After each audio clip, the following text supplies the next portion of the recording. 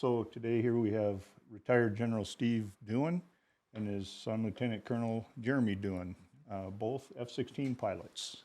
So I'm going to have you go through your history, but the first thing I want to ask is how long between you stopped flying the F-16 and you starting? Remember how many years that was? I think that I stopped flying in 2007 was my last flight. And yeah, I'm pretty sure it was around 2007. Mm-hmm. Yeah. Yep. And when did you start? I got back in 2007 in the fall, late summer. So So very close. Yeah, pretty close. Yeah, you kept the same locker, I remember. Yep, number 15. Yep. Oh, Always is that remember right? Oh, yeah. Oh, Yours was 15. it was 15. Well, you got better. So was I his. should have remembered that over the years. Yeah. Yeah, there is one father-son team. I used to be at the 185th in Sioux City for did you? 18 months part-time. Oh. And there was one, I can picture them, but I can't remember the name, but there was one father-son team that got to do one flight together Oh, cool. before the dad was done. Oh. You know, so, but yeah, we'd like to, hear your history. I mean, what got you, you can start with your family life. Sure, We yeah. don't have to go with like the earth cooled, and that deal. That far back? Yeah, that might be tough. Well, no, I was born and raised in Sioux Falls. My dad, he was a carpenter, and I was the oldest of 8 boys, and grew up by the Sioux River down by Cherry Rock Gardens, if you happen to know where that is, on the southeast part of Sioux Falls. That was actually the edge of Sioux Falls back when I was growing up. But yeah, I think my first thoughts about flying or whatever, my dad, he was World War II. He was stationed out, one of the places he was stationed at was out in California. And he was a Lynx trainer. So he would teach pilots how to navigate it with the stars and stuff like that. And I think he's the one that kind of got me thinking about being a pilot.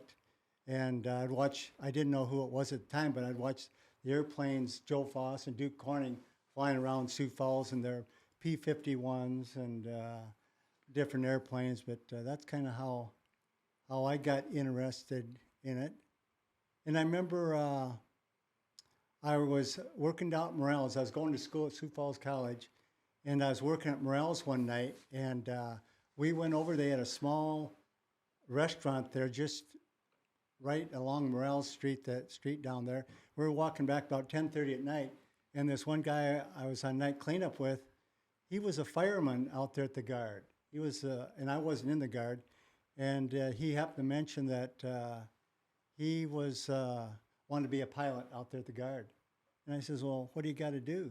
He says, well, you got to take a test, I think. And he says, I think anybody can take it. So I thought, geez, yeah, all you got to do is go out there and take a test.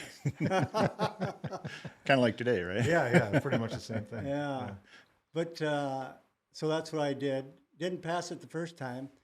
And Curley, Verlin Curley, he was a little bit younger back then, but he was the one that administered the test. And he says, well, you didn't quite pass it. And it had a bunch of navigator stuff on. And that's the reason I probably didn't pass it, because I'm a pilot, not a navigator. Right. But I came back in a year and I passed it. And I still remember the interview was with Justy Berger, and it was Young. He was the DO. Jason Young, well, you know Jason Young.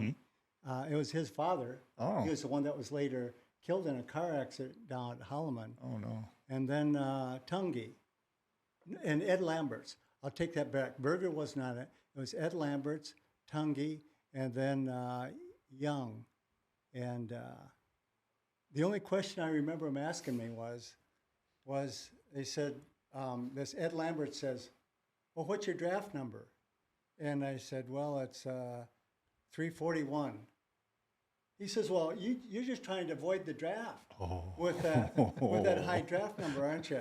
And I says, that's not the way it works, sir. Sir. I said, the higher your draft number, I don't have any chance of getting drafted, because they only made it up to from 0 to 100. But yeah, so that kind of started off my career out there. back in 71, 70, 71. Single at the time? Yeah, I was single. And shortly after that, after I got accepted, I think I got married in 71 to Gloria. And so, yeah, we took off to Laredo, Texas for pilot training. And a honeymoon. Yeah. Yeah. Yeah, I think I'll tell you what, actually I got accepted into the Guard in January 71, but then I had to go to, actually the first class down at McGee Tyson down in Tennessee. Used to have to go to active duty, but that was the first class of the Air National Guard where they trained their own officers. So that was interesting. Then I guess I ended up going to pilot training in December of 71. But it was, it was quite an adventure.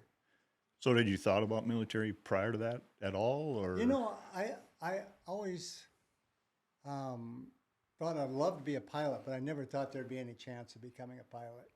So it was just kind of a dream. Well, it's a dream my dad had. I don't know if you're interested in this story, but he was out in Hamilton Field, and they told him that they'd send him off to pilot training. It was during World War II. They'd send him off to pilot training, but he had to, because his brother was in the overseas or something like that, that he had to get his mother's okay. Right. And so he took the paperwork, he sent it to his mother. He didn't find out till later, but she got the paperwork, had to okay his going to pilot training, and she threw it in the waste paper basket. So, Like most mothers should. yeah, she probably saved his life, and we probably would have never been around because a lot of his squadron was sent over in the Pacific, and they didn't make it back. Right. So in the big scheme of things, that was probably a blessing. She knew what she was doing, tossing that paperwork in the garbage. Right. Yeah. But, yeah. So then, how big of a family did you end up starting, and how many were interested in military? Well, had 3 children, and Deb Reiser, who lives down in Kansas City right now, she's got, she's married and has my grandson Jake, and then Jeremy and Tina, and they have 2 little girls that I absolutely love. And then Scott, he's the second oldest. He has 6 children. So I'm very fortunate, and I have 9 grandchildren. Pretty cool. Very cool. Yeah. Very cool. Yeah. So then, you know, as far as growing up in a military family, I mean, right from the get-go, Yeah. do you think that swayed you into what you wanted Yeah. to do, or was it like deep in you anyway? Go ahead and tell your. Yeah, I don't know if it just runs in the family or in the blood or whatever, but you know, obviously, having a grandpa that served in World War II was influential. I was obviously not old enough to see him in that light, but you can tell that it carried on. I think when he was a parent, I know my dad's talked about that. He kind of ran things. My dad is the oldest of 8 boys, so he ran things very militaristic. He once told me, he says, because he was very strict, and he once said, "You guys are going to thank me when you grow up and you go in the military." He says, "The drill instructor will be nothing like you had at home." So he's probably right. So that carried on. And I mean, some of my earliest memories are going out to the guard base. And I feel like it's just been a part of my life. Whenever anybody asks, you know, how long you've been part of the unit. I got into the unit in August 26th of 1999, but when I was 17, I was just getting ready to be a senior in high school. But I feel like it's been a part of my life as far as I can remember. You know, one of the best memories I have growing up is my dad would be supervisor of flying for the day, and I'd get to come out and ride in the truck with him and watch. At that time, it was A7s. Watch them take off and land. And I mean, how could you not be interested in something like that? You know, getting to be around airplanes and being around the military. And I just knew, you know, growing up, like I would always want to play like a soldier. I'd want to play military. And so that's kind of the neat thing about it too, is my dad never pushed that onto me. It was just a natural thing that I just wanted to serve. So I feel pretty fortunate. But obviously being around it with him, I don't know where I would be. I don't know what service. I think I would still serve, but obviously his direct influence contributed the biggest amount. Right. Mm-hmm. Very cool. I didn't realize that you were third generation. Those are the things you learn, Yeah. with these things. And, Yep. and a lot of those guys, it was a different type of flying. And of course, when it's in war and those older type planes, I mean, it was a whole different, another level of danger and stuff too. There was no GPS back then. No. You had to navigate by the stars. Yeah. And just the clothing Yeah. and no, very little heat and, Right. all kinds of things. But there's much newer challenges, which I'm sure, you guys can pass on to us here, as the, as far as like how many aircraft did you fly and what were the I models? flew the F-100. That was the first combat airplane I flew. But you mentioned something about the changes. I was just thinking about this the other day that if when you're descending, you were supposed to go defog something like that, and if you forget to do it, in the F-100 is so antiquated, it throws snowballs at you, poof, to clear out the. I'm not kidding you.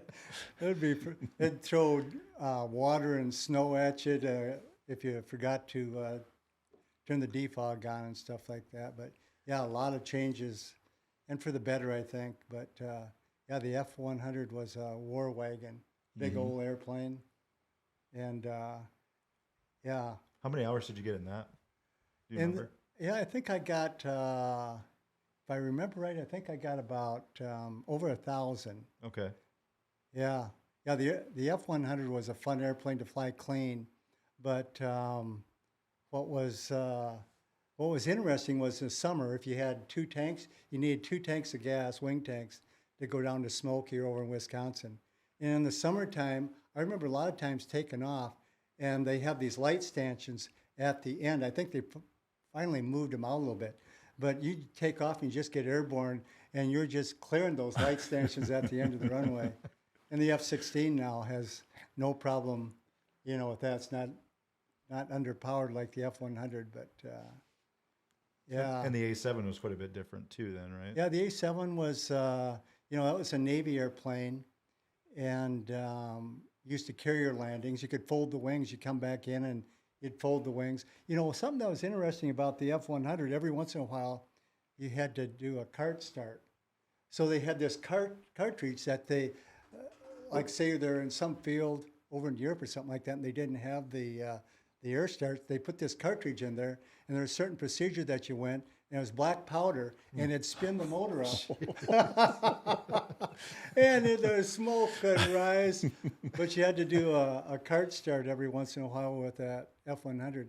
And if the blades would get dirty, what they'd do is they'd have it running, and I think at full power, and they'd take a scoop of walnut shells, and they'd throw it down the intake. I heard about that. Yeah, they'd take walnut shells, and they'd throw it in there while it's running, and it'd clean off the blades. If you do that with an F-16 now, it should take out the whole engine. Yeah, I was going to say, you might want that in combat. I mean, it's like driving an Army Jeep through there, Right. Oh, and then what was really nice in the F-100 was we had this ADF. And what we'd do is it was a directional finder. I forget what but anyway, you could turn in like local radio stations when you're up flying around.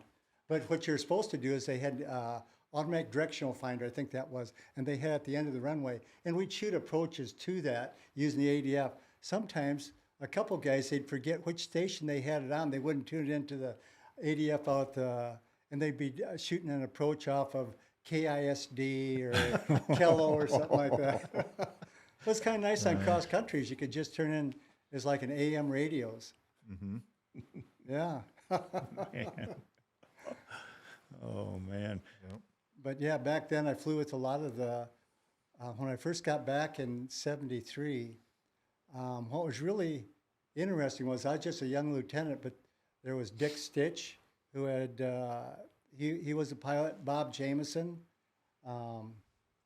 and Carl Palmberg, and there was a lot of older guys there that they had regular jobs or businesses or bankers, and it's kind of changed. It's almost turned in where you almost have to even if you're a part-timer, it takes a lot more time. But back then, you know, like Bob Jameson, he'd get through selling cars, and we all flew together because I was working down at Morel's for a while before I got a full-time job out there. And so we'd get off work, and we'd come out there in the evening, and the guys that had the regular full-time jobs, then we'd fly at night. And there was one time where I think I flew for 3 months with ever seeing the light of day. Oh, They're all man. all night missions. You got pretty comfortable at night. Yeah, and no night vision goggles. No night vision goggles. Many no. years later. But I was a young guy and I had really good night vision. It wouldn't work now. No. I wore readers for like 8 years, and then I finally started getting a little blurry at night driving, and then went to these things. Yeah. Yeah. The guy I'm going to go see here, he gave me some crap because I had a class that I had a bunch of people come up to Sioux Falls for. He did about 6 or so of those. And Q-Ball looks at me and says, "You didn't take your Ben Franklins off all week long." So it was time. Sure. For Yeah. some. Yeah. Yeah, it counts. Yeah, your night vision doesn't improve, that's for sure. Yeah, it was a lot of fun back in the 70s with some of the older. And then we got quite a few guys that had flown over in Vietnam. Jim Eisenmenger, Stan Smith, Jerry Placco. A lot of guys had come back from Vietnam, and they were a hard partying group. It was hard for a young lieutenant to try and keep up with them. Yeah, I tell you, the Vietnam, like I was just telling you about a guy in that book, you know, he's got all kinds of Vietnam experience. And there's some older enlisted guys too that I'm going to try to get Well, in good for here. you. A bunch of them have that experience, and what a whole different world, what a whole different perspective. And they were pretty young, and some of them just caught the end of it, but they were there and got, you know, it's just amazing. It you know? is. And then to have that civilian break, I'll call it, and then come into the Air Guard. Yeah. And you know, there's a lot of podcasts out there where, you know, it's the hardcore guys, Navy SEALs and all this. Yep. But there's tons more that are your average Joes that don't talk about what went on.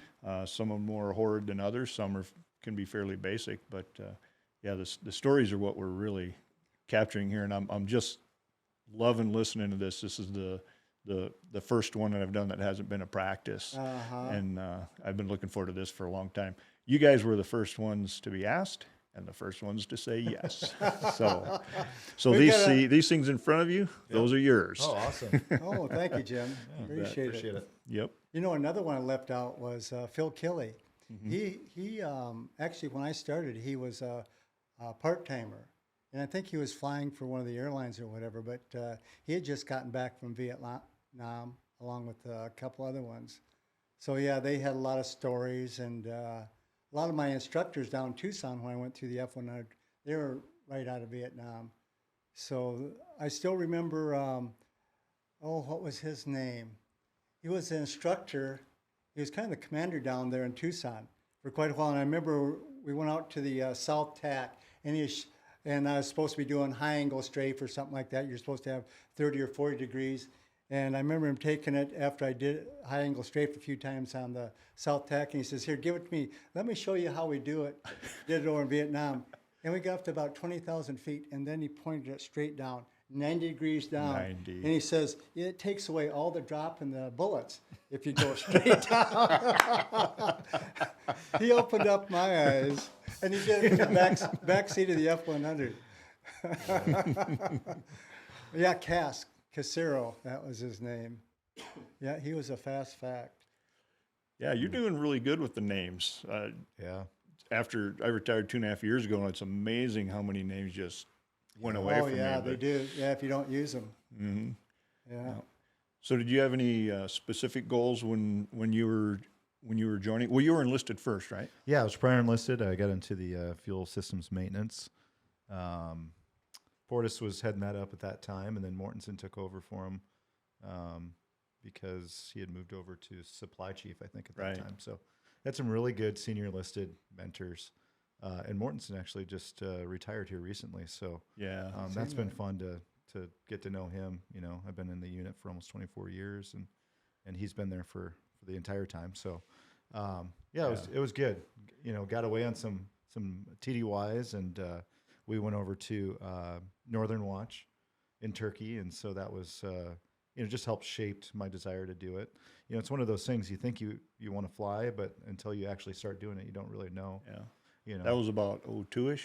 That was 02. Yep. Okay. That was over Christmas break because I was at college, and they were able to let me leave a little bit early before we headed over there. Yeah, So. because I think we were there in 96 as well, but you probably didn't go on that. Or did you 96. come for a visit? Were you in a position where you came for a visit? Well, when I was the adjutant general, I came for a visit over there, but I think early on they didn't allow 06s to go over there with the units and stuff like that. So I didn't go over there. I didn't get to fly over there at all. No, I didn't think you did get to do that. But I heard of a lot of the deployments. Sound like good deployments over there to Turkey. Everybody came back with guns and suits and Oh, yeah. Rugs. They had a great cowboy bar over there, just a Quonset. The wagon wheel, I think they called it. I'm trying to remember. And then, but when you went, Yeah. it was a different building, and the people who'd been there before, it wasn't the same. Yeah, it wasn't they call it like the your- alley. I think it's Yeah. still called the alley, but Yeah, I don't know if there's we'd have the using it or not. Mongolian night meals there and stuff, but they'd move the wagon wheel into there. It wasn't the same, of course, it never is. Right. But that old Quonset building, that was walking distance as well. Yep, absolutely. Yeah, that was good. Yeah. So after the F-100, did Went- they go straight to the A7 after that? Or yeah, was they there in went to the between? A7, and I think that was around 1977, 1978, and went down to Tucson. And kind of a funny story I just thought of. My first solo in the A7 was solo. I mean, the first flight, they didn't have any two-seaters or anything there. So I had you'd have simulators, but then your first flight was solo. And I remember taking the runway there at Tucson International, and my instructor, he was in back, and in the F-100, we just had one airplane or one radio to talk back and forth. So went ahead and run them up, and my FM radio wasn't working, but my UHF was. So I didn't even think anything of it. I just told him to run it up, and I took off, and he didn't say anything until we got back down to ground. He says, we really probably shouldn't have taken off with just one radio, but that's all I was used to with one radio. Had a spare, use it. Yeah, I had a Good to spare. go. But the A7 was really an accurate bombing airplane. You could get it wasn't unusual if you go drop 6 bombs to get 6 shacks. But and then it was a good strafing. But what was really nice was it had a projected moving map display in it.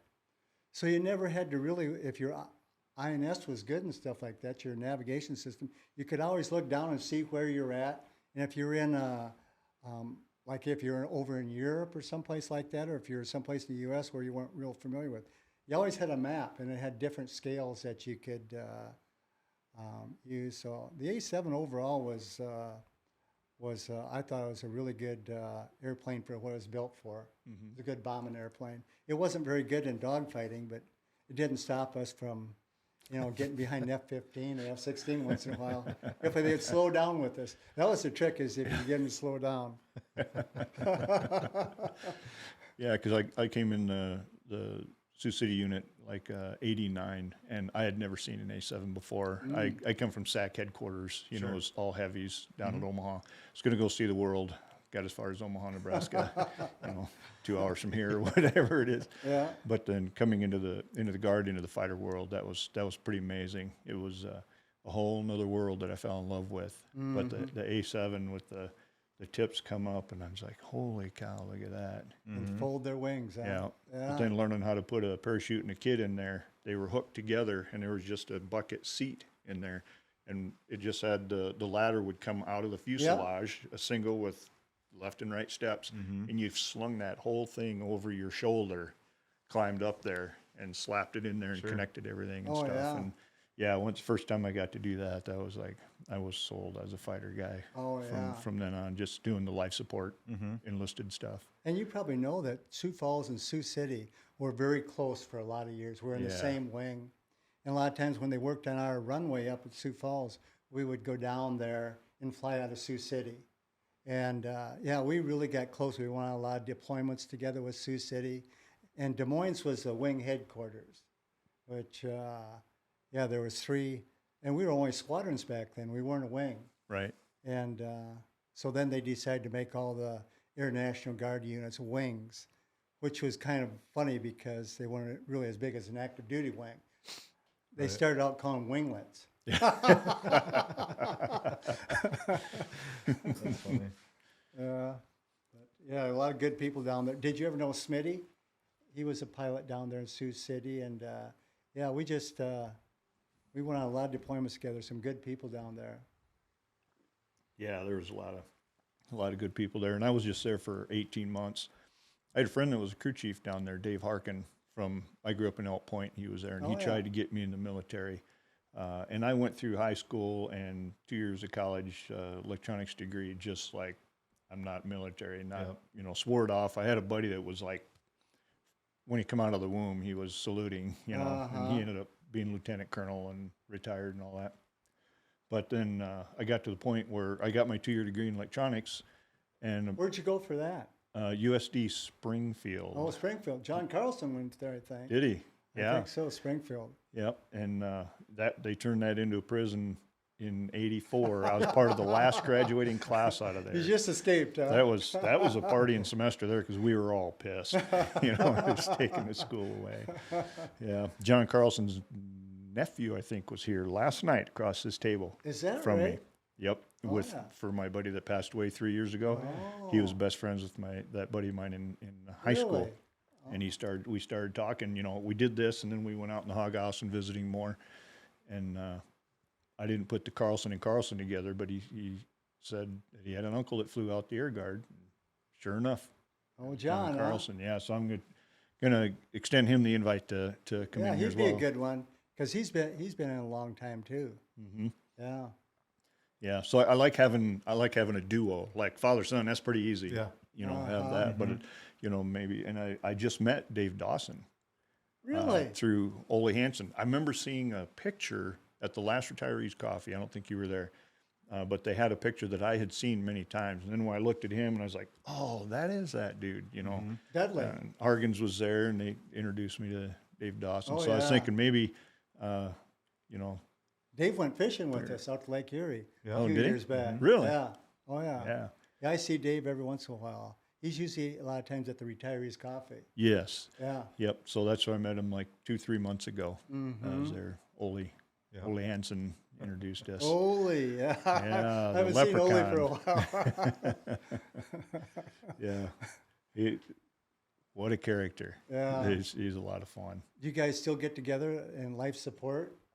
Bob Hargens and Stan Vandenberg? Well, Stan passed away a few years ago. But Bob Hargens, he came to some of the retirees coffees, but he seems to be coming more now. That's good, yeah. And then Ole's coming a little bit more now. And then this last time they had the reading of everybody that had passed. I missed that. Yeah, I missed that last one. So there seems to be more people that come for that, and you hear the names. I was just about on that list. Yeah, I know that. Holy cow. I want to stay off that list for a few more years. No doubt. There's better things to look forward to, but you don't need to be in a hurry. For sure. What's that take, about a half an hour now to read everybody's name? Or Right in there. Yeah. Yeah, probably half hour, just a little bit more. Becky Brennan still reading? Yep, and then Kurt Edrup. Oh, yeah. They would alternate, but we're just thankful that he doesn't recite everybody's social security numbers instead of names, because he probably could. Huh? Oh, he had them memorized, because every action he had to do in the office, he had to put social security number in first. Jack Schmieder. There. We used to have to fill out, write down our name and social security number. That was the log in the F-100 before we could go out. And Jack Schmieder knew everybody's social security number. It was amazing. I've never seen another person, but Kurt can do the same thing, huh? Yep. Going back when we had to remember phone numbers too, not just names. That's right. Sure. So one thing I'm interested in, you had the experience of the 2 older aircraft and then going into the F-16, and then you straight into the F-16. Yeah. I'd like to have each of you speak of what was like the most challenging portion of pilot training and getting used to the jet? And what did you take to the easiest with the two trainings? Why don't you go ahead and start? Oh, wow. Before getting to the F-16 or just F-16 specific?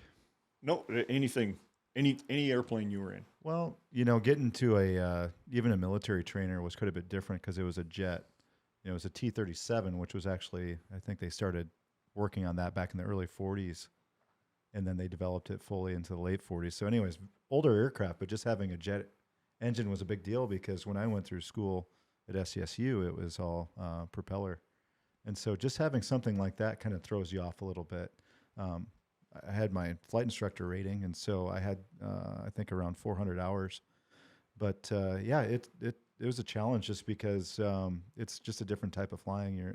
It's more than just going from point A to point B. It was a lot of fun because your only job really was to learn how to fly, and so that was great. But I still remember the time getting to the F-16. It was a jet engine, but with a lot of power, and I remember it just being really loud. I couldn't hear very well. And even to this day, if you don't have good hearing protection, now we have some headphones that plug in, but before you'd have to wear earplugs with the helmet. And I just remember the ECS is so loud that it was hard to hear my instructor. I remember my first ride and I thought, geez, I don't know how I'm going to get around this because I'd have the volume turned up all the way. And so nowadays it's gotten a lot better to where I can, hear. Because if you can't get that communication, especially when you're flying tactically, it takes away from everything that you're doing. And so just simple advancements like that, having really good headphones and being able to hear the transmissions clearly is huge. Biggest challenge in the F-16. It's a building block approach when you're first starting. They try not to put too much on your plate, but what I've seen is over time is just the modern advancements. The radar has gotten much better, but as a result, the tactics have to change, and so it's more complicated. And so a lot of these younger guys that are coming in, they're very advanced. They're video gamers, but what we're finding is they're very good at multitasking, and they're good at electronics. Whereas kind of the older guys now, I'm considering myself a silverback, as I call them a lot Poor of times. guy. Exactly. Is that it's hard to keep up on that technology. And so that's the continual challenge. That's what I enjoy about it, though, is because you don't get bored. And our tactics have changed quite a bit because we finally got these ESA radars where they're night and day different compared to the ones that I first started out in. And so with that, our tactics have changed. And so it's almost like starting over in a lot of ways. And as an instructor, you're expected to instruct things that you don't have a firm grasp on, especially when it first comes out. And so I like that. It's the best. It's probably the most challenging and also the most rewarding is being able to pick those things up and still prove that you still have that ability to demonstrate, excellence or whatever. And so, yeah, it's an older airplane, like the ones that are on the ramp. They're late 80s aircraft, but plug and play, right? So we just keep adding better targeting pods to them, better radars. Self-protection still sucks. I mean, we got chaff and flare, that's about it. But jamming pods, they're still trying to make advancements with those. But it's amazing what they're able to do to extend the life of the F-16 and make it more survivable, especially with fifth generation fighters. Yeah, the deal of not being able to hear. Yeah. I was going to ask you if you had them turned all the way up. Yeah. Oh, And yeah. it's just barely here. And there's so much stress already. And then you put that on there. It's probably unexpected. Yeah. So- Finally, what helped is I would take my hearing plugs and I'd break them in half. Because if you had the hearing plugged in a lot of times, and nobody really shared this with me, but you'd have to pull them out to the point where they'd fall out, at least for me and for a lot of guys. But yeah, I have it turned up all the way. But the jet noise when you're in the air too, the sound of the air going over the canopy was super loud. And so eventually I would break them in half and then I could hear better. But I just found that, man, it really got to be a lot if you couldn't hear, if you're just concentrating on how loud it was, the jet noise, but not being able to hear the instructor or your flight lead when you're in a single seat. So yeah, it's gotten a lot better in that regard. Mm-hmm. So A lot of, and well, they also tried the automatic noise reduction for a while, and it got into our technical orders, and then it went away. And I think Doc Young was actually part of that early on. Sure. And when that was in there and then it went away, I'm like, no, you know, it was more work for our shop, but I knew it was so much better for you guys. And then it's made its way back with better earplugs and things of that nature. But yeah, that was pretty wild, the changes. And there's been a lot of other changes, of course. Sure. With that. So It's kind of funny you mentioned earplugs and stuff like that. Back like in the F100 and stuff like that. Earplugs, you were a sissy if you wore earplugs and stuff like that. You just kind of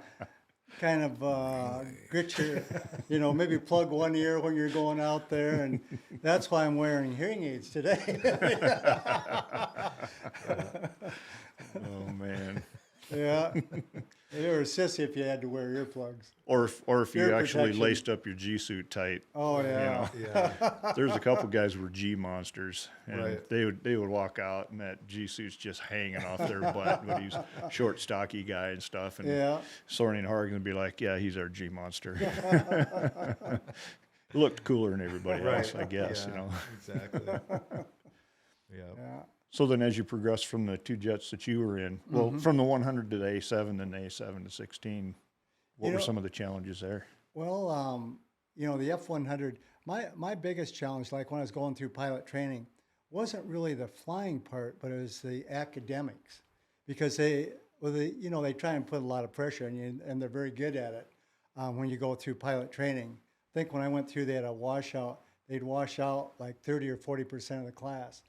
So there's a lot of pressure put on you, and you could only fail 3 tests in academics, and then you're out. And then actually the flying too, I think it only took, if you failed 3 rides, they give you 88 different ways, but if you failed too many rides, you just wouldn't see your buddy maybe one day. He was gone. And so that's kind of where the pressure came on. The flying, I didn't feel too much pressure, but what I felt pressure was in the academics, studying, didn't want to, because I had a lot of people from the academy in my class and stuff like that, and those guys were smarter than a whip. So I'd have to spend a lot of time at night at home studying or whatever. They'd be in the bar having fun. But that was my biggest challenge probably going through pilot training was just the academics and everything. And then the F100, throughout my career, I loved to fly dogfight. Yeah. That was the most fun. And to get a clean airplane, whether it was F100, A7, or F16, that seemed like it was most fun. But what really got hard in the F16 is once I moved across the street and I was vice commander for 10 years and then commander, you really lose touch with the operations part. And that's where you get you're able to keep up on all the changes and stuff like that, the technical aspects of it. And that's where I really found it hard. If I could get a clean, my last flight in the F-16 was with the youngest lieutenant and myself, and we went out and cleaned F-16s. And that to me was the most fun, is when you just got the dogfight. You didn't have to worry about targeting, 2 or 3 other people. And that's where it got difficult. The more I got away from it was it becomes much more sophisticated.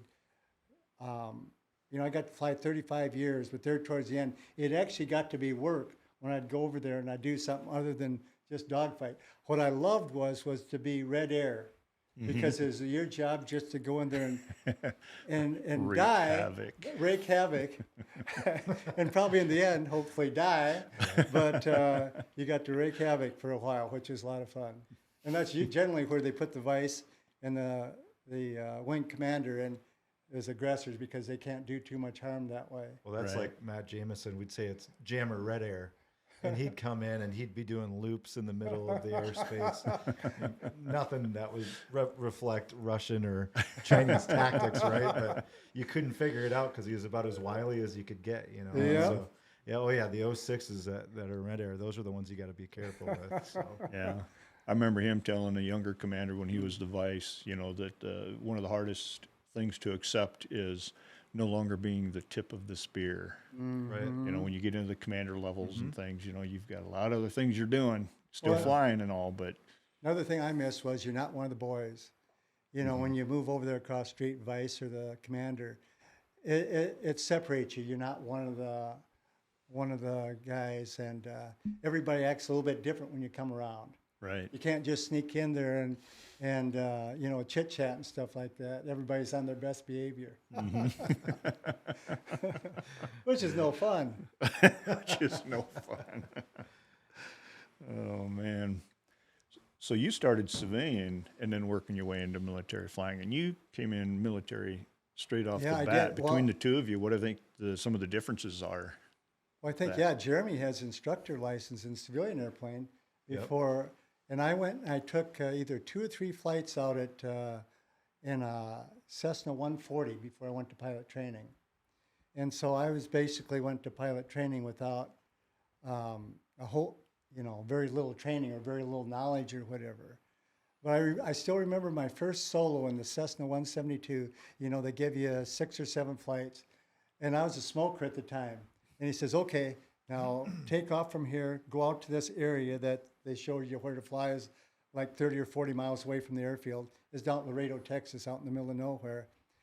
And then do some area work or whatever. I remember I went out there and I flew a box pattern and I smoked at the time.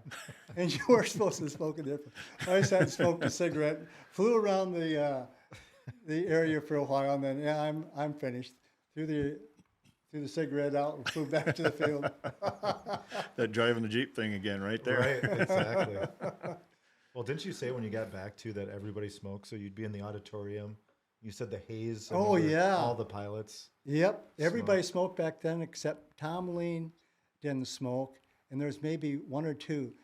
But it was in the old ops building, which you remember, back there in the pilot's briefing room. There was a cigarette ashtray on the back of every chair, and everybody smoked, and there'd just be a purple haze in the room. And Tom Lean, he'd get to coughing, and he'd go up there and turn the exhaust fan on.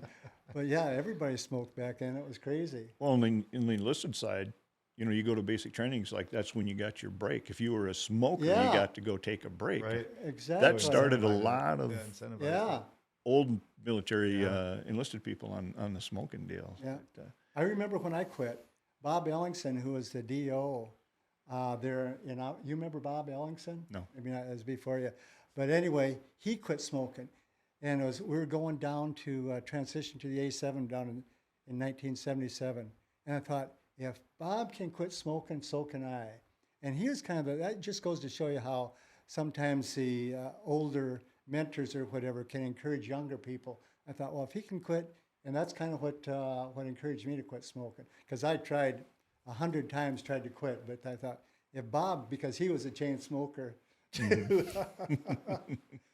You should tell that story in that auditorium where the security forces guy. Oh, had the yeah. handgun. Yeah, this is probably before your time too, but we were back there in the pilot's briefing room, and there was a guy down security police at Bob Ellingson. He was our DO. He didn't much care for him, but he'd come in and it was his job to kind of brief us. We were going to go out and shoot the gun once a year, the pistol. And so he is up there on the podium, and he was talking about this gun. He was very strict, very military and stuff like that. Well, Stan Smith, and he cleared this with Bob Ellingson beforehand. He usually sit back there and smoking this cigar, and this guy was up there talking about the gun. And he also had one he was passing around. The pilots were supposed to look at it and kind of get their hands on it and stuff like that.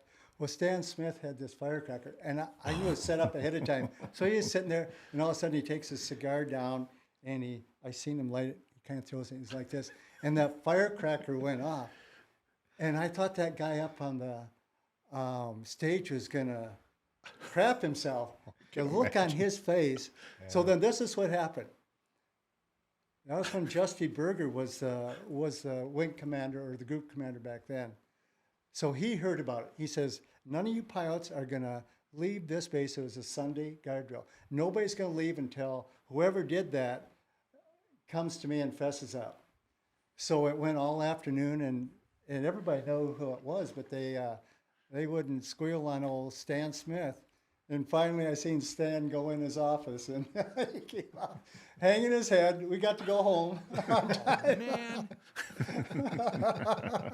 Oh, but that guy, oh man. Oh yeah, the look on that guy's face when that firecracker went off, he thought one of the guns must have been still loaded out in the audience. That was a dirty trick to play. Yeah, they used to do that in electronic school too. You have your hand stuck in this TV and stuff, and somebody have a rubber band on the table. You know? But they made us quit because one guy actually pulled out so hard that he cut his arm on the chassis of the TV. Oh yeah. You know, so. Yeah, Yeah, we actually had in Sioux City, my boss actually accidentally had an old Mark 13 flare go off in class. Yeah, because you know how you prep it and you just kind of get in the end, so the solder was off. Well, it ended up coming just a little bit too far, and the smoke one, or I think it was maybe the flame side, night side started going off in the class, and he just froze, you know, and there's he just takes off, gets on. I'm a new airman, you know, like just came from SAC, sitting in the back. I'm like, oh my gosh, that was the boss. Yeah, and they had a camera going too, and you could see that there's a wing commander and base commander sitting right up front center.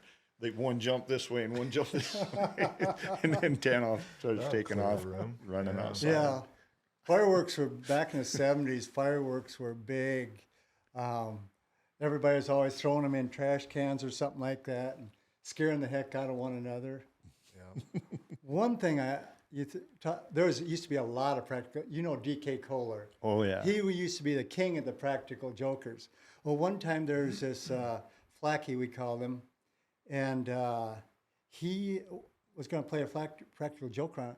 So what he did was he got a piece of beefsteak, and he taped it to the bottom of his chair.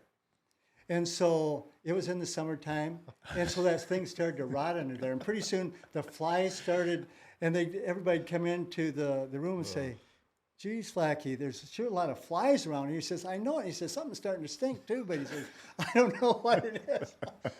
The flies are kind of hanging around his desk. Oh man. There's That's one that lasts a long time. Oh yeah. Yeah, Kohler, he was a good one for practical jokes. Becky said he's the one that actually started the list of the people that have passed, because it's an unofficial list, and she thanked him, and he's on the list now of the dude that started that to make sure that we don't forget. I used to go down to the Timeout about every day and eat lunch with Kohler, and they had a special down there, some small sirloin steak. But yeah, he told me he was thinking about that. He says, you know, we really need to recognize the people that have been in the unit in the past and stuff like that. So I remember him talking about it and setting that up. And that is, but I get to thinking, how long will they go? Because pretty soon it's going to take an hour to read off all them names and stuff like that. Well, But and I think it's a nice tribute. I thought they were going to read just the ones that passed in this last year this time, but they did that and then did everybody else. Oh, yeah. And I was glad that they did. Yeah. I really was. Of all the people in the past too. Yeah. Yep. So the ones that were in the last year, they weren't just in the mix. I think that's a good idea. Remember in the right past now. year. Yeah. First one. So. Yep. Yeah. Nice. I like your sound effects. Yeah. Nice. Well, I kind of look down here every once in a while, and I feel like See what you got to offer, huh? Yeah. Cheater. Cheater. I thought about having the board up here, and I could run it a little better, but just takes up a lot of space. Yeah. But like I said, it's got a bank of 8 sound effects, so you got to pick sure. your Do you have favorite ones on bank 1, because there's like 4 banks. I think it'll keep. Do you have a going laugh over. track? So you have to change banks to get the ones you want. Yeah, You gotta need a get laugh the track. Audience, the audience laughs or something. Yep. Right. Yeah. Oh, yeah, not laugh. I wonder if I got a laugh. Yeah, I got a couple. Gotcha. Things like that. Yeah. Could have fun with that. Oh yeah. Oop, the devil laugh. And the baby laugh.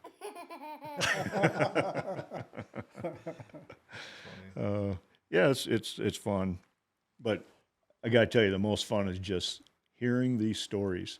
And the thing I like about this is it's just like we're at the bar right in the Hog House there. You know, pick one, pick the table, pick one of the Right. two bars, especially one with the wood burning on it, and just discuss things and just capturing that. I just love that.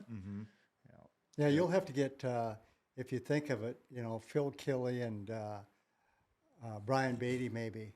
They got some good, a lot of stories. They were involved in a lot of the stories. Do they live southeast of here a Well, ways, or are Phil they lives local? down in Phoenix, Okay. Scottsdale. Oh, And then Brian, he lives out in Rapid City. He gets back to Sioux Falls though, quite often. okay. But yeah, they got a ton of stories. You know what would really help? You contact them and say, "Hey, there's this thing you should do in south of Sioux Falls there." Oh If they yeah, ever make it back to Sioux Falls. Yeah. yeah, they do. Usually for funerals, Yeah. you know. But Well, when I pass you the link, or I guess it's on the Jimbo, South Oh, Dakota. yeah. Then they can just get on there and they can see. People can make decisions for themselves Yeah. Exactly, if they want to be yeah. on here, and kind of like what we talked before. Stories come out. You're just going to tell what you want, and I'm also editing afterwards. So Right. if there's something that needs to come out, we Right. just Oh, take yeah. it out, or I might add some stuff. No. You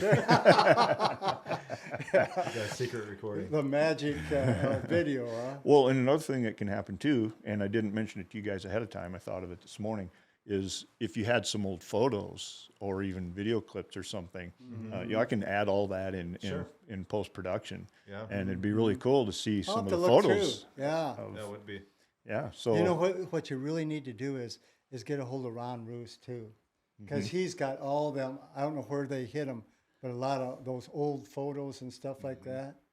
And but I know I had got some back in the F-100s and stuff like that too. But yeah, they're probably packed away someplace. And I've got that one historical book. I don't remember what the occasion was, if it was a certain number anniversary of the 40th unit. anniversary has some good 40th pictures. anniversary. Yeah, that would be a good place to get some pictures. Yeah, I've got that in my desk right now, so I Yeah. can scan some of that in and Yeah, stuff. And, yeah. 40th anniversary had a lot of good pictures in it. Yeah. So did you ever have, well, you were going, talking about the changes, feeling different, the physicalness of going to a jet as opposed to the smaller airplanes, or was that just, did either of you ever have any trouble with your stomachs, or, like I really had to get used to that, the disorientation, your inner ear, any of that, or did it all just come naturally and it went so slowly that One of the things I'd like to built say on it? before I get into it, I remember Jeremy when he found out he was going to pilot training. And I think it was in the fall or something like that.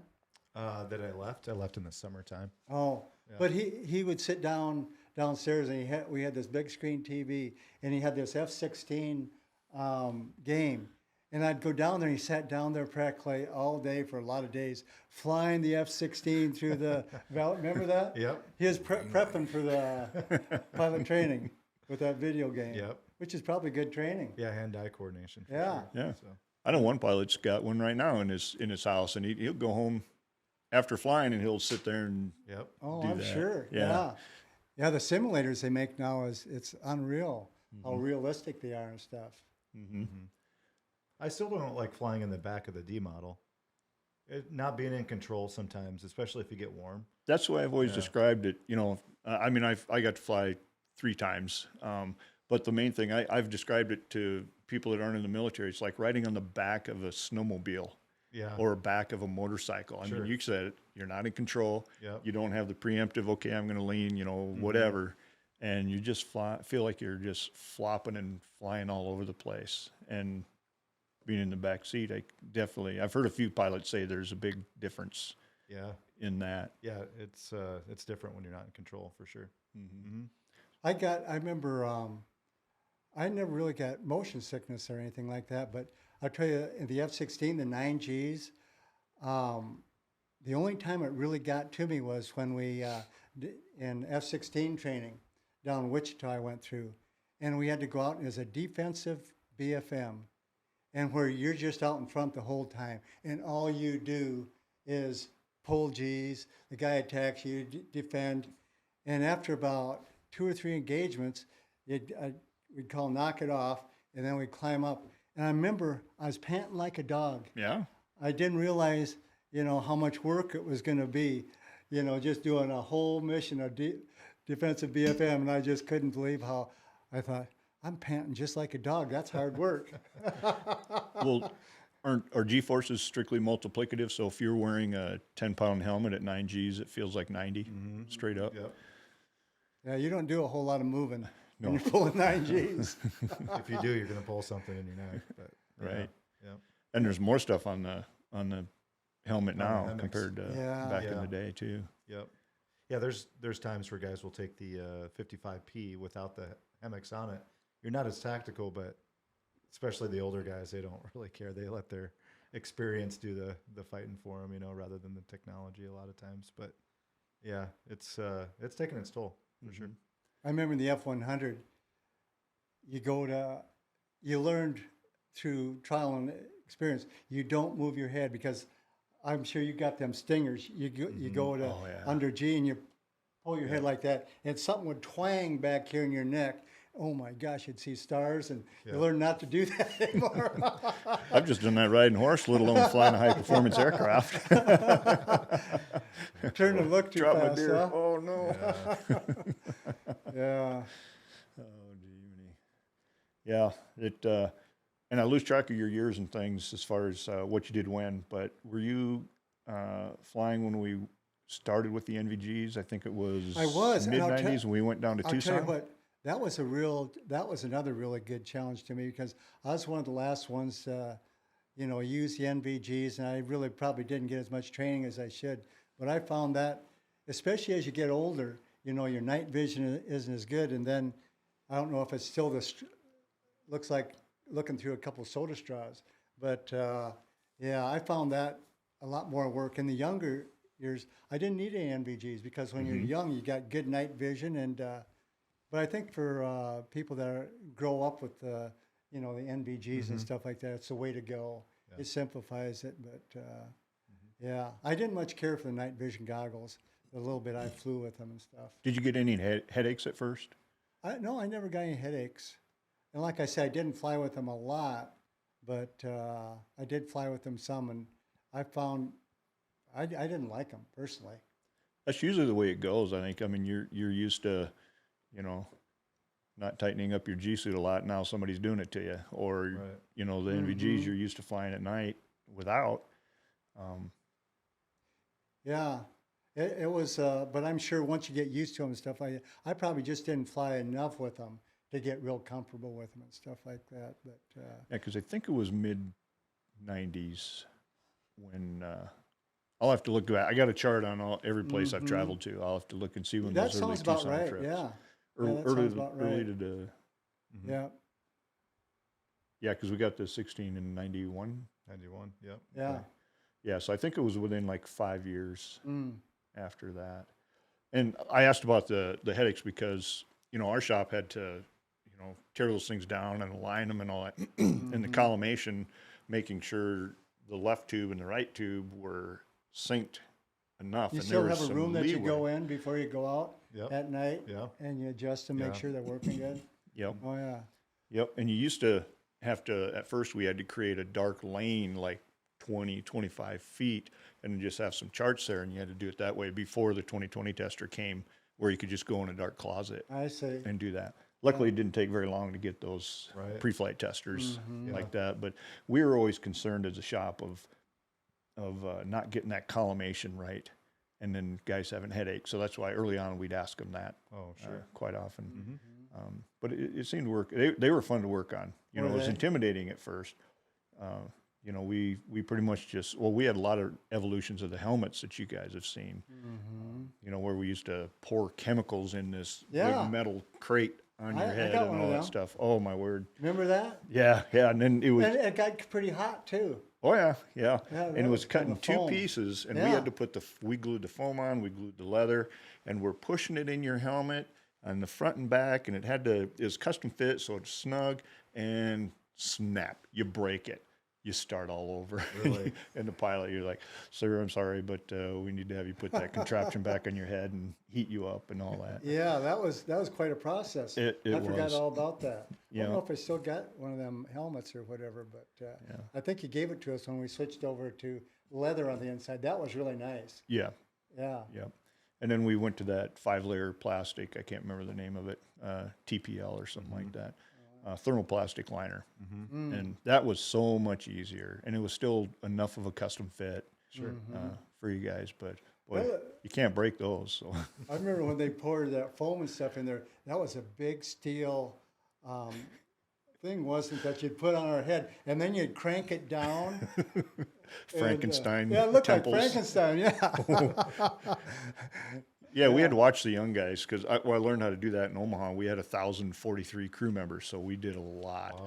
And so it was a big old square tube or solid ring that would go around your head and hang on it. Yeah, And then there was that's right. another rubber layer that would go on, and it's tight right here underneath, you know, pull it down. Well, And that then we had a brings back seal memories. on there. And then a contraption that would go on top that had holes in it and then a big slit in the middle. And we're over there just mixing these chemicals. I'm like, okay, let's put them in there. And it would go in, and you get really hot. Yeah, it You would get guys would get hot. real hot. And then it'd start coming out the holes. holes and then the top. And you had to sit there for a while. And Yeah, that's quite a process. man, you guys put up with a lot of stuff. I just, you know, I put your aircrew We chemicals. didn't have any choice. Yeah, I know. And I had to put your aircrew chemical defense stuff on once I'd had it on, but not for a full decontamination practice. And I remember Todd Anderson was face to face with me, and he's the one that took my place there. And so I was still there at the time. This was before he left for Whiteman and came back as the boss. And you know, it's just tight. It's, you know, it's like putting a plastic bag over your head, you know, neck dam here. And it goes against all your intuition, you know. And then you putting the helmet on, and of course it didn't fit me like it fits you guys. And then you start snapping everything up, and I stopped just before, and I said, if I need to get out of here, get me out fast, you know, because I was starting to get a little claustrophobic. Claustrophobic, I didn't want to show it, you know. Yeah. And yeah, the things that you guys have to wear. You mentioned the poopy suits. Well, you know, that's a story I just was thinking of that I got to tell you before call it quits here. My grandchildren love it, but I think it was the first deployment over to Norway back in '78, and we'd spent 2 or 3 weeks over there. I flew over, and then nobody really was real eager to fly back, so I said, yeah, I'll fly back.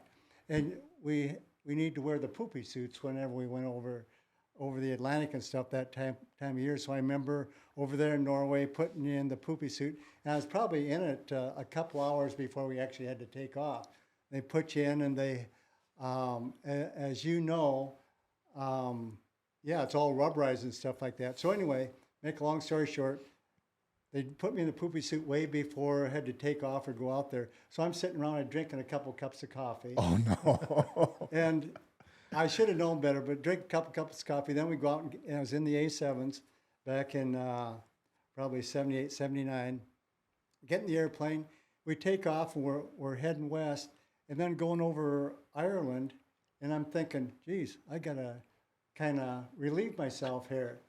So I think back then, the A7, they had this little, it was kind of a container right in the back of the stick that you pull it off and you could go in it. Well, anyway, the poopy suit, the zipper to unzip to go was way up around my belly button. And I heard that was an issue for I some. discovered real quick that I didn't have enough up and down. So I thought, I'm just going to have to bite the bullet here. And I didn't realize it, but I had coming back from Norway, it was 11 hours and so many minutes or whatever. So it's amazing the pain, you know, with a couple cups of coffee and stuff like that, the pain that I went through on that trip back from Norway.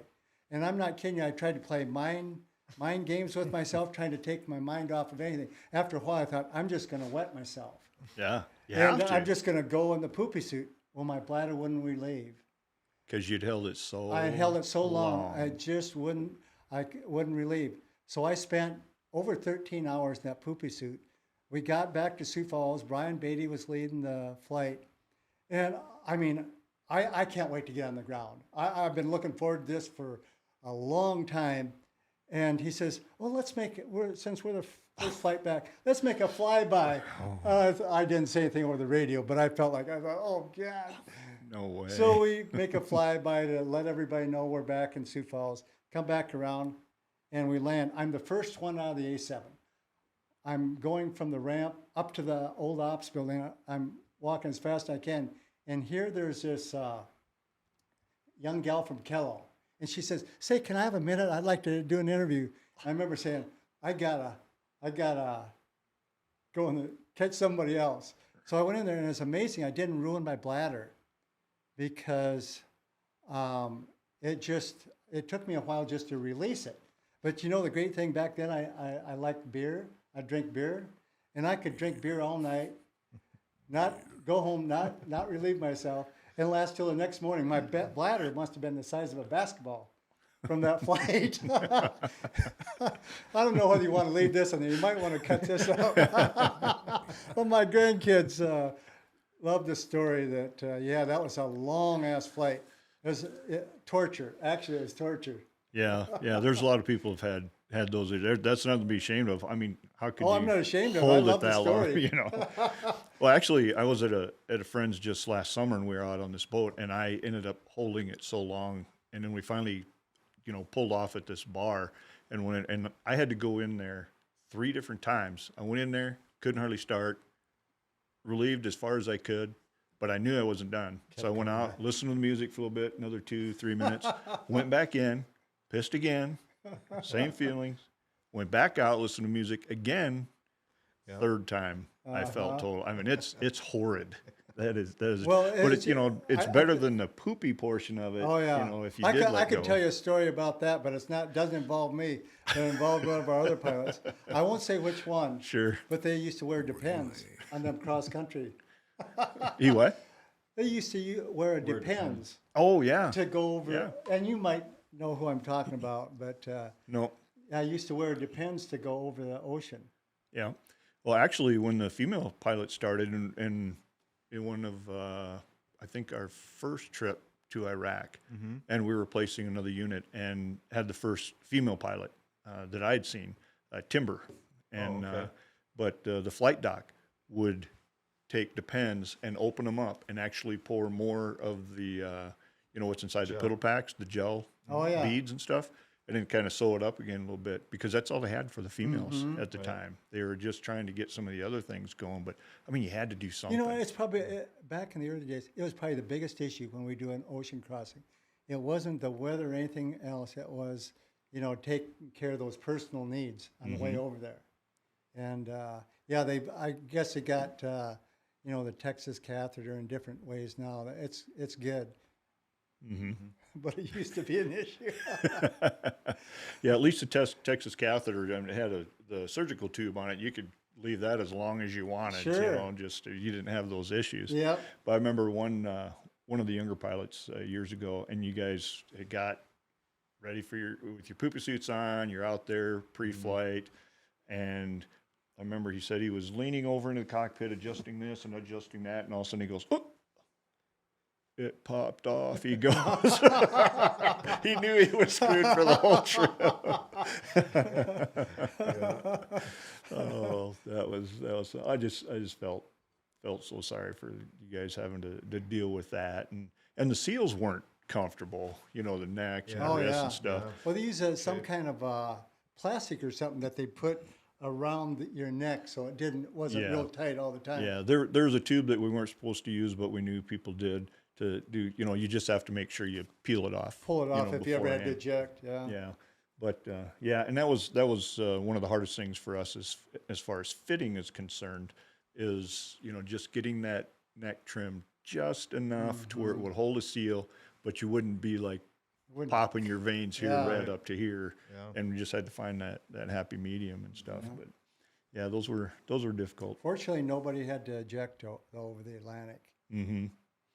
Yeah, that is the worst survival environment ever, is sitting out on the ocean. A number of people went into what's that one island or that one island or whatever that's out in the middle of the ocean. The Azores? Azores, yeah. Number of Portugal? people. Yeah, Azores. Yeah, they would land out there occasionally. Mm-hmm. So as you progressed, now you've progressed into a, go ahead and describe your position, where you've moved up to since you started flying the F-16. Yeah, sure. So just currently, or Yeah. operations support squadron commander. Just recently took that over a couple months ago, so that's been good. Helping lead airmen and the handful of pilots they've moved in to that squadron as well. So not flying as much, a lot more admin, but comes with the territory. But I finally feel like it's a time to give back a little bit. Having been in the part of the unit for so long. And that's a baseline commander level, and you're already feeling squadron. that. Yeah, You're absolutely. already feeling it. Yeah, absolutely.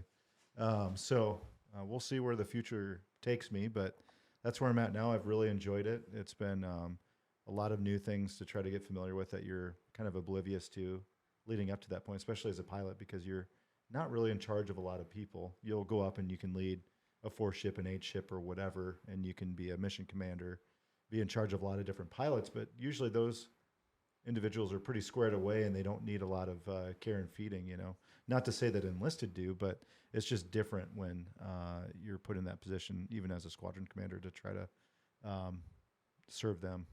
So Yeah, because they're not like your peers as far as what you do for a living. When you go outside of your regular circles, because all your peers, you've gone through virtually the same things as far as training and things, and you don't have that commonality.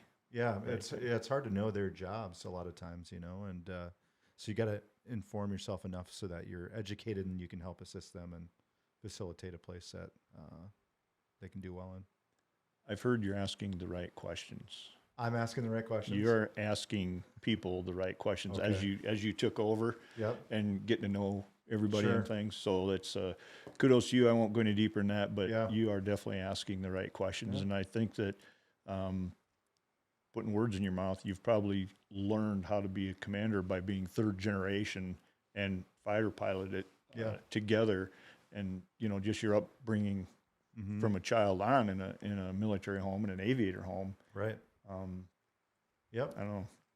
Yeah. It's obviously he's my biggest military mentor, and I still lean on him for that stuff. And the big thing is what's your motivation? Eric Cleveringa always says, "What's your why?" What's your reason that you're serving? And for me, the older I get, especially, it's to serve others. And I think that's an important motivator. I'll hopefully do better as time goes on in certain things. I'll become a better commander. But if you have a heart to serve others and you have a genuine interest in other people, I think that's a good start. How else have you served others? Well, yeah, as a nurse. nice lead in. So when I was part-time flying, we had alert for a while, and so I was able to have gainful employment through there. But when you first get hired on, you're only a part-time pilot. And we had gone to Iraq a few times, but that had kind of dried up a little bit. Had to go back to school, so I went back through the accelerated nursing program that SDSU had in Sioux Falls. And so I took 24 credit semesters. I did that for about a year and a half and got through the nursing program. It was designed for people with their existing degrees. So even with an aviation degree that I had originally, I was able to build on that. I had to go back and take some biology and microbiology, all that stuff, all the fun classes that you take. I actually had to work at school. But anyways, got into the ICU at Avera. Did that for about 2.5 years. It was always my goal to get on with the Guard full-time, be a full-time instructor. And so that was a really neat experience, getting to serve other people. That's where he get a glimpse met of his that. wife, Tina. Yeah. Oh, that's right. ICU. Right. Yep. Yeah. She worked in the same unit as me. And so often wondered, why did God put me down that road to go through all that schooling and all that responsibility? And there's a number of things I obviously learned from it. I mean, just a view on life and how precious it is and how short it is, and an eternal perspective, I guess you could say. But you see people in their most vulnerable times and their family members in their most vulnerable times. So for me, that's really where I always had a heart to serve, but I never really seen it come to fruition like I had until I had the opportunity with that. So, and I kind of missed out on that because when I left the ICU, when I left nursing to be a full-time instructor and do the military full-time, you don't have those opportunities to serve as much. And so now I'm starting to see that come back with this new position, and it's been a lot of fun. The perspective, I'm sure, is amazingly different. Oh, totally. That with having those, you guys weren't going through life the easiest way you possibly could, Right. and you got those challenges and the things, and at times where it was hard to become full-time pilots in particular at the Guard, that's ebbed and flowed, but people went out and did all kinds of different things. And like you mentioned, Chachi, a lawyer, Right. he's asking the lawyer question, why? What's your why? That's what I thought of it. Interrogating. He's a lawyer. Yeah, exactly. One of the best too. Yeah. I met one of his instructors at a Bible study down in Vermilion, Oh, actually, nice. and he described him as, I'm not going to get the word right, but one of the least intrusive people I've ever met in my life. Is that Is right? what the professor Wow. mentioned. Yeah. About him. So Mhm. yeah, got a lot of quality people For sure. in the Air Guard here, Absolutely. and so you went up through. So you're starting your commanderhood, Yeah. and you're young. Wow. From my 41 perspective now. as well. My perspective See? too. and so you've got that progression to go through yet. Now you did that progression yourselves. So, with the different positions that you held, what are some of the things that you learned through that? Well, I already covered one of them. One of them was when I moved across the street from ops over to the palace, as they call it, across the street as the vice and then the commander. The biggest thing is that you have more responsibility, but you're used to hanging around the pilots, being one of the boys and stuff like that, and then it's just different going across the street. I really enjoyed being the wing commander. We got to go through an ORI, and that was interesting, getting ready for that and all the coordination it takes and stuff like that. But then I went up to I was ready to kind of semi-retire, just be part-time as a assistant adjutant general. But then Governor Rounds picked me for the adjutant general.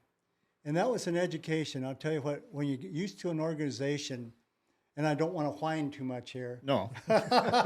Well, if I whine too much, then stop me. But I really enjoyed flying and being in the unit. But when you move into another organization like the state employee, and Governor Rounds is great to work for, and then Governor Dugard, and being on their cabinet, it was a great experience. I got to, like you said, I got to go over and visit the troops over in Iraq and Afghanistan, and got to travel around the world and really experience a lot of things. But the one thing I kind of struggled with was, at the time, I was in charge of the National Guard in South Dakota, but then also the veterans, kind of represent the veterans in the state. And I found out something real fast, that they're very hard to satisfy. We're very fortunate to have a lot of really good veterans in the state, but the organizations, it took me a while to figure it out, that they try and build up their organizations. And so they need to show the veterans in the state that they're fighting for them. And they're trying to get more things for the veterans. And it took me a while to figure it out, that it wasn't personal, but they're going to keep asking for as many things for their veterans from the state and stuff like that. And it was my responsibility it was a kind of a balancing act between state government, they only have so much money to spend, and then the different veterans organizations that are trying to get more things for so it was a big education for me. And it wasn't near as easy as flying. And I think I got a few gray hairs from, but kind of like what Jeremy said, is the way I looked at it, I've lived a blessed life. I'm very, very thankful for all the experiences, the people I got to work with and meet and stuff like that. But it was kind of payback time when I took that adjutant general's job and the secretary for Military and Veterans Affairs. It was payback. I worked my butt off for those 4.5 years, and did a lot of traveling, and working in a different organization, working with politicians and stuff like that. It's a different work environment than in the military and stuff like that. So maybe I'm a slow learner or whatever, but it took me a while to, and I don't know if I ever mastered it, to be real honest Oh, with I you. don't know who would. You know, you get better at it and stuff. But how do you rein in anything and not have somebody take offense? Yeah. I mean, we're a world of everybody getting offended right now, anyway. You know, but when you're talking about the money and benefits, and do you care about me, and I care about you, but I need this from you. Well, You one know, of it's the a lot things- of trade-off. It is, and one of the things I struggle with is I was kind of a people pleaser, you know, trying to make everybody happy. But you come into a place where you find out you're not going to make everybody happy, and some people don't want to be happy; they want to battle.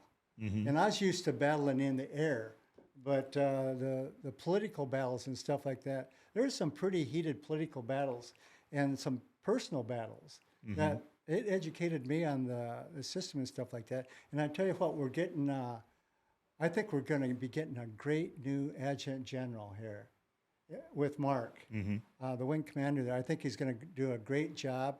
And I think he's, I think Mark's much better suited for that than I was. Everybody in the chain during COVID led during some of the most difficult times. And oh my word, talk about polarizing. Yeah. You know, and people above and below you are polarized, and there's it's just very difficult. Yeah, yeah. But it was good. That's the way I figured. I would have paid to be able to fly most of my life. But then that last 4 years I spent in state government, it was my payback time. Yep. Yeah, what doesn't kill you?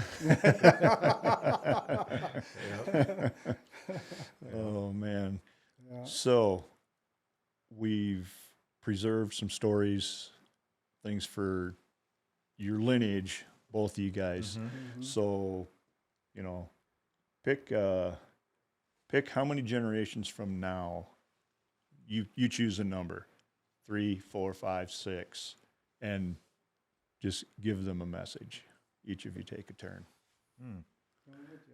I don't know if I got an answer to give you. I have to give you some thought here. I didn't warn you about any of this stuff. Yeah. So. Future Thought-provoking. generations. Yeah, they say it only takes 3 generations for you really to be forgotten, you know, because you can only think back to so many generations. Obviously, there's a lot better recording of records, and they'll have videos to say, you know, that would have been fun to see, like a great grandfather, see him on video, or you know, so they'll have, those generations will have that, whereas we didn't, and so so we actually have the opportunity to pass on things. And one thing I thought is, you know, what are certain mannerisms that I have today that got passed down from how many generations ago? You know, we have a lot of Doohenisms, like, oh yeah, we say that all the time, don't we, Dad? Yes, we do. Yep. And so you wonder, did my great grandfather start saying that, or how did that get started in a lot of the traditions? But the biggest thing, hopefully, a family of faith is probably the most important thing. I think that's been passed down for generations, long time standing, and I hope that tradition is continued on. That's something that I try to be very purposeful with my family.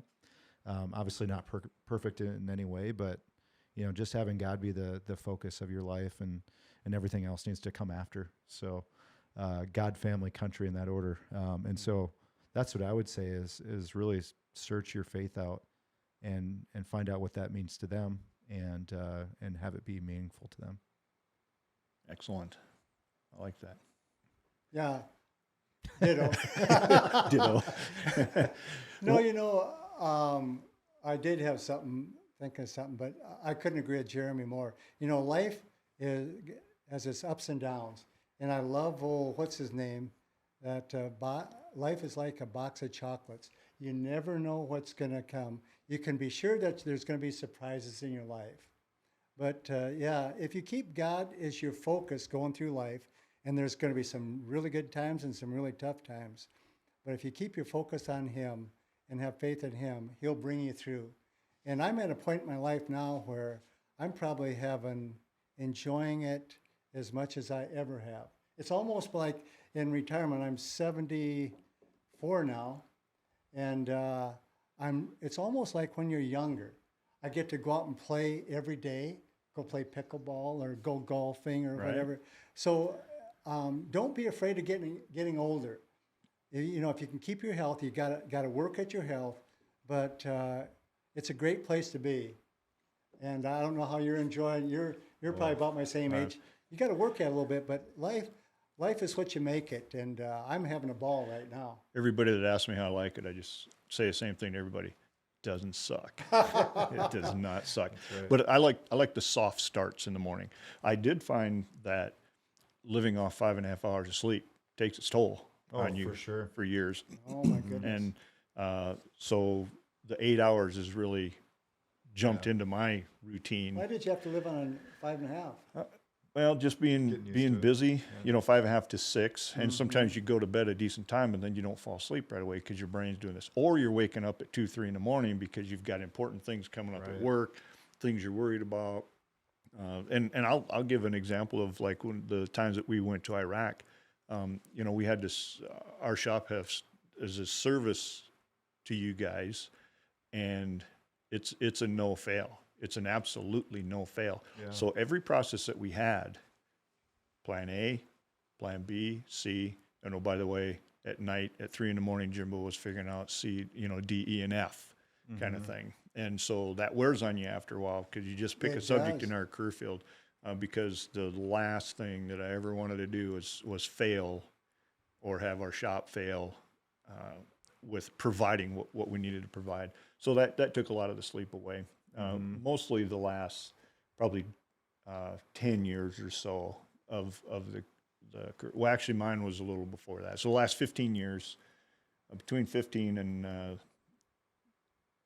prior to 5 of when I got out, because then I went into the group chief position for my last 3 years. Plus I had the weapons system team chief position for the F-16s and Yeah, you were pretty busy there. Combat Air Forces director position for our career field. And I did those for 13 years. So that's probably the biggest You know what? contributor. You know what I'm going to do is I'm going to advise you to go to Planet Heart because you know what I went through here the last few months. And I couldn't figure out, you know, I keep my weight down. I try and eat halfway decent.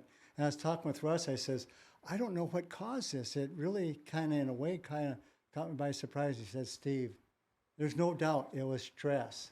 And Russ, you know, he kind of followed me along a lot of places. And he could probably recognize it more than I could. But I think in some jobs, you probably do the same thing, you put a lot of stress on yourself. You don't want to fail. You work very hard at it. And I didn't realize it, but that takes its toll on your body. And I think that's exactly what happened to me is that, you know, I thought I love stress. I remember when Phil Killey was a commander, and he had and I'm not blaming him or anything, but there's just a lot of stress around him, and he felt a lot of stress. And I remember telling somebody, I just love stress. I really operate well under stress. Well, you go through your career and stuff like that in different positions, and I think some people put a lot of stress on themselves to succeed. But I think you pay back. You know, your body lets you know that, hey, you're going to pay for that. Yeah, well, you said 2 years to decompress. Yeah, is it took what 2 years just to kind of slow down Right. and not feel pressure and stuff like that. It kind of surprised me that, you know, I'm pretty good at goofing off now, but it took a while to kind of take the pressure down a little bit. Yeah, the soft starts, 7:30, getting up in the morning. I've found that's pretty consistent with going to bed between 10, 11, Yeah. maybe reading some, maybe not. But then got some exercises I'm doing for my lower back, you know, because I had a little bit of issues there. You know, talking to Shay, you know, you got to do those exercises, you know. And I bought one of those books that she suggested as well. So, you know, get up, brush your teeth, take a couple meds, get the coffee going, and then go do those exercises. Right. And the soft start is the having, well, I suppose I probably drink about 3 of that height of ones, sweetened a little bit, the coffees. And I didn't grow up drinking coffee and stuff, but I have like the last 8, 9 years. I'm not a real cowboy. I don't drink black coffee except at church. And Then but you got to put on a show, right? well, they just have these little cups like this, you know. And but I just enjoy those soft starts. So I have, you know, between 1 and 6 things I'm going to do during a day. Might be 1, might be 6, might be half hour, might be 8 hours worth. Sure. No pressure. But you though. don't start it till 9:30 to 10:30 Yeah, and just go with the flow. that's what I like about retirement is the pressure isn't there. And if you don't want to do something one day, hey, do it the next day or whenever. The pressure is off. Yep. Yeah. Yep. And the thing you're talking about faith too, that I started saying and got off track, but just as I would, the second time to Iraq, we were able to walk to the shop. And I just loved that because I had certain things I was worried about, pretty confident, but a couple things worried about. And you just talk to them on the way to work. Yep. Right. Talk to them on the way back, talk during work. And I think I was taken care of pretty good. And with everything so polarized now, I told Mary, because you can't hardly watch, 5 minutes of news. And the way one commander told his daughters that if they're not speaking with a foreign accent on your newscast, don't listen to it because they're not objective, Yeah, you're outlook. right. And yeah, so just there's a lot of strength there and a lot of comfort there. There is. And Absolutely and right. so I've told Mary, I said, I think I'm just going to worry about the afterlife more than anything right now for a while. Yeah. At least have Sure. for sure, having that. So Yeah. Well, it's Yeah. a great time to enjoy life. Like you say, the pressure's off.